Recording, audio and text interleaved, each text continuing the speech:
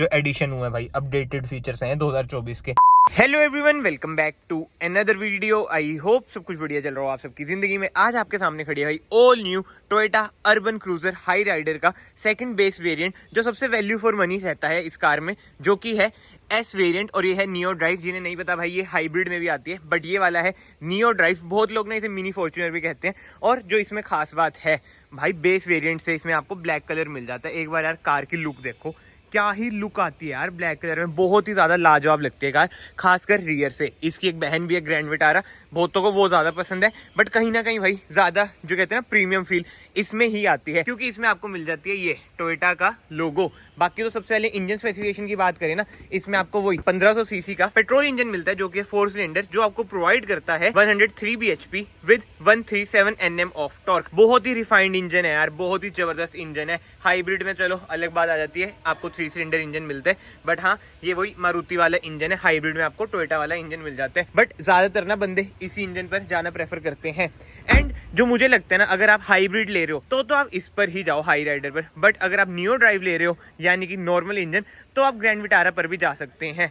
But anyway, जैसे मैंने आपको बताया भाई, टोयोटा के लोगों की वजह से भाई लोग इस पर बहुत जाते हैं, लोगों की वजह से लोग, वाह वाह वाह।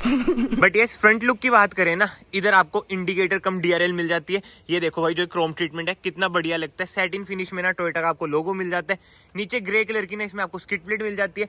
एंड हेडलाइट यूनिट की बात करें, सिंगल प्रोजेक्टर मिलता है, यही लो बीम यही हाई बीम, और इसमें है हेलोजन। अपर वेरिएंट्स में ना आपको एलईडी सेटअप मिल जाता है। बट यस, इसी के साथ साथ हम आ जाते हैं साइड में। इसमें ना आपको कोई अलॉय व्हील्स वगैरह नहीं मिलते हैं। अपर वेरिएंट्स में भाई अलॉय व्हील्स मिल जाते हैं ऐसे, ये देख लो, diamond cut alloy wheels. Tinted glasses भी मिल जाते हैं। इसमें कोई टिंटेड ग्लास भी नहीं आपको मिलेगा। बट जो अच्छी बात है भाई, टायर साइज 215/60 R17। अपर वेरिएंट्स की तरह 17 इंचेस के ही ना इसमें आपको टायर मिलते हैं। एंड जो सारी चीजें हैं ना, जैसे कि रेन वाइजर वगैरह, ये भाई एसेसरी का पार्ट है। वरना इस वेरिएंट में ना आपको कोई ऐसा क्रोम ट्रीटमेंट नहीं मिलता है। एंड ये देख रहे हो भाई, रिक्वेस्ट सेंसर आपको मिल जाता है। मतलब कि भाई नीचे वाले वेरिएंट से, वैसे तो भाई इसमें ना एस स्टैंडर्ड ही है, बेस वेरिएंट से ना आपको रिक्वेस्ट सेंसर मिल जाता है, जो कि बहुत ही बढ़िया बात है। यानी कि भाई कीलेस एंट्री आपको मिल जाती है। एंड ओआरवीएम्स की बात करें, ऐसे कुछ है ओआरवीएम्स। इंडिकेटर आपको इधर मिलेंगे, जैसे क्रेटा में है ना भाई बेस वेरिएंट में इधर आपको इंडिकेटर मिलते हैं, और वैसे तो उसमें ईएक्स में भी ना आपको इधर फेंडर पे इंडिकेटर मिलता है। इसमें ऐसा कुछ नहीं है। और इसकी प्राइसिंग भी ना क्रेटा से मच बेटर कहीं ना कहीं भाई मुझे लगती है। ये देखो, सारे मेरे पर्सनल ओपिनियन है। हुंडई ने ना भाई कस्टमर की फीलिंग से जो खेला है ना, मैं क्या ही बताऊं। मतलब कि ईएक्स में भी फेंडर पे इंडिकेटर देखिए, बहुत ही गलत बात है। बट एनीवे, अब हम आ जाते हैं भाई रियर में। रियर से जो कार की लुक है ना, बहुत ही ज्यादा जबरदस्त लगती है। इधर आपको एलईडी टेल लाइट्स मिल जाती है, नीचे आपको हेलोजन इंडिकेटर, रिवर्स लाइट भी आपको हेलोजन ही मिलती है। 4 रिवर्स पार्किंग आपको सेंसर मिल जाएंगे, रिवर्स कैमरा भी आपको मिल जाएगा, जो कि बहुत ही बढ़िया बात है। ईएक्स में आपको रिवर्स कैमरा भी नहीं मिलता है। But yes, Urban Cruiser Hyryder की बैजिंग इधर मिल जाएगी, एस नियो ड्राइव की बैजिंग आपको इधर मिल जाएगी। इधर आपको टोयोटा का लोगो मिल जाएगा सैटिन फिनिश में।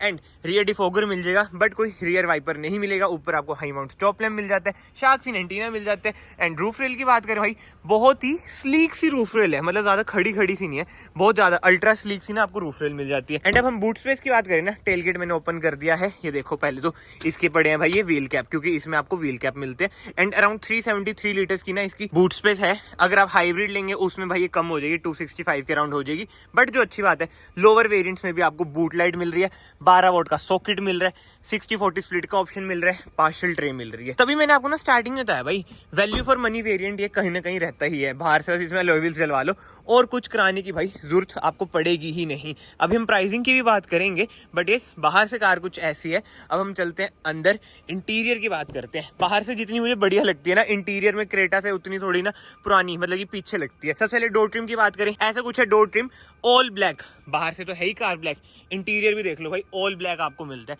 ये कहीं ना कहीं बढ़िया बात है। बट यस, कोई कोई लोग भाई क्लोस्ट्रोफोबिक भी फील कर सकते हैं। बट यस, इधर से आप ओआरवीएम एडजस्ट करेंगे, फोल्ड करेंगे, पावर विंडोज के कंट्रोल, बोतल होल्डर, स्पेस, सीट एडजस्टमेंट की बात करें, रिक्लाइन कर सकते हैं, हाइट एडजस्ट कर सकते हैं, स्लाइड कर सकते हैं। अगेन प्लस पॉइंट है भाई कि ऑल सीट एडजस्टमेंट इसमें आपको मिल जाती है। एंड डोर कर देते हैं हम बंद। यही दिक्कत है बस, इसमें डोर ना तेज मारना पड़ता है थोड़ी ना। जो प्लास्टिक क्वालिटी है ना, वो मुझे इसमें ना ऐसी सी लगती है भाई। ये देखो, अगेन मेरे पर्सनल ओपिनियन है भाई, अगर किसी पास है ये, उन्हें शायद से अच्छी भी लग सकती है। बट जो मैं फील कर रहा हूँ ना, मैं आपको वो बता रहा हूँ। कार को ना एक बार मैं स्टार्ट करता हूँ। ये देखो भाई, इंजन भी इसका रिफाइंड तो है ही, 4 सिलेंडर इंजन वैसे ही है।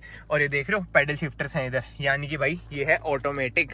जी हाँ, PRND, ये आपका M आ जाता है। बट जो गियर नॉब की क्वालिटी है यार, मुझे ये नहीं पसंद आई। गियर नॉब की क्वालिटी तो ना सीरियसली इन्हें हुंडई से सीखनी चाहिए। बाकी स्टीयरिंग व्हील एडजस्टमेंट की बात करें, टिल्ट तो है और टेलीस्कोपिक भी है, जो कि अगेन बढ़िया बात है। बट लेदराइज इसमें आपको नहीं मिलेगा, क्योंकि भाई अपर वेरिएंट्स में भी तो कुछ देना चाहिए ना।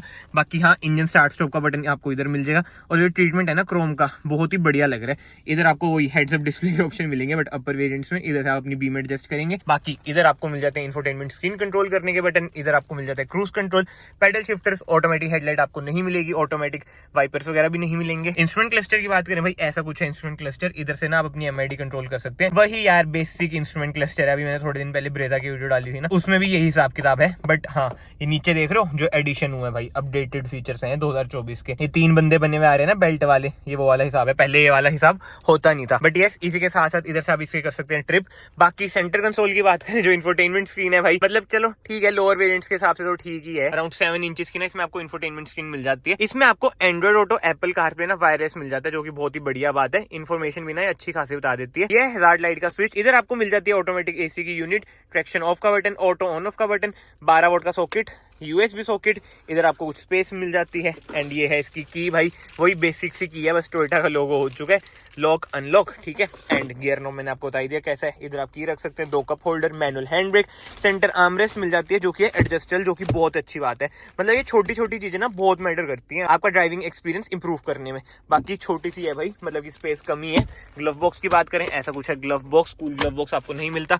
IRVM आपको मैनुअल ही मिलेगा, कैबिन लाइट आपको हेलोजन मिलेगी, इधर आपको मिरर मिल जाएगा, एंड इधर भी आपको ना मिरर मिल जाता है, जो कि बढ़िया बात है। ज्यादातर ना इधर टिकट होल्डर होता है, बट अच्छी बात है कि भाई इन्होंने मिरर दे रखा है। बाकी तो यार, अगर आप लोग इस वीडियो में अभी तक बने हुए हैं, प्लीज याद से ना चैनल को सब्सक्राइब कर देना, it will mean a lot to me. And अब कंफर्ट लेवल की बात करें, देखो मैंने तो पहले भी इसे चला रखा है बहुत बार, मतलब ग्रैंड विटारो को चला रखा है बहुत बार। कंफर्टेबल तो कार रहती है। बोनेट का भी ना आपको अच्छा खासा व्यू मिल जाता है, हाइट वगैरह आप एडजस्ट कर सकते हैं। अच्छा है, बिल्कुल ही जैसे कहते हैं ना अपर हाइट पे, इससे ज्यादा एडजस्ट नहीं होगी, तभी मुझे बोनेट बिल्कुल ही क्लियर दिख रहा है भाई। ये देखो बोनेट ना आपको अच्छा खासा दिख जाता है। और रोड प्रेजेंस की बात करें ना कहीं ब्लैक कलर में ना इसकी रोड प्रेजेंस भी भाई बहुत ही ज्यादा जबरदस्त है। बाकी तो ठीक है, अब हम चलते हैं रियर में। रियर डोर ट्रिम की बात करें, ऐसा कुछ है रियर डोर ट्रिम, गंदा सा ये हो रखा है। और ये क्या पड़ा है भाई, ये थोड़ा वही एसेसरी का पार्ट वगैरह पड़ा है भाई। इस कार की इतनी डिमांड है ना, ये देख लो भी यार्ड में आई है और पहली एसेसरीज लग चुकी है। कस्टमर को विद एसेसरी ही मिलती है। वही बातें हैं भाई, जिस कार की डिमांड होती है कंपनी उस कार से पैसे भी अच्छे खासे कमाती है। बट डिमांड क्यों है, ये देख रहे हो 3 एडजस्टेबल हेडरेस्ट आपको मिल रहे हैं, जो क्रेटा में आपको नहीं मिलते, with centre armrest, 2 cup holder के साथ। बाकी इधर आपको रियर AC वेंट्स भी मिल जाते हैं, और नीचे आपको 2 USB C टाइप सॉकेट मिलते हैं। दोनों C है ना, हाँ भाई दोनों C टाइप सॉकेट है। बीच में हम्प भी है, हम्प भाई थोड़ा ज्यादा है, XUV 700 में इतना कम हम्प है ना भाई, तभी उसमें 3 बंदे कंफर्टेबली बैठ जाते हैं। इसमें भाई 3 बंदे मुश्किल ही बैठेंगे, मतलब कि 2 एडल्ट 1 चाइल्ड आपका बैठ जाएगा। बाकी इधर भी देख लो भाई, कैबिन लाइट आपको हेलोजन ही मिलती है।